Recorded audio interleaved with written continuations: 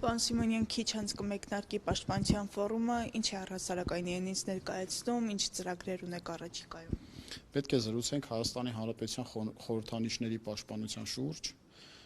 որոնք հույժ կարևոր են եւ այդ խորհրդանիշների պաշտպանության համատեքստում ցավոք սրտի այնպիսի ժամանակ ենք ապրում, որ ոչ թե որակի մասին ենք մտածում, թե ինչպես պետք է պաշտպանենք Հայաստանի Հանրապետությունը, այլ մտածում ենք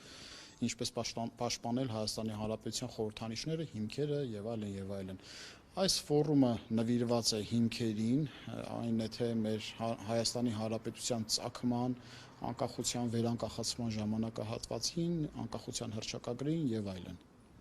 Ինչ նպատակներ կան, սա ինչ է իրենց հետապնդելու։ Լուսաբանել բոլոր խնդիրներն ու ռիսկերը, որոնք որ սրա հետ կապված կան, որպեսզի թե Հայաստանի Հանրապետության քաղաքահանրությունը իրազեկված լինի,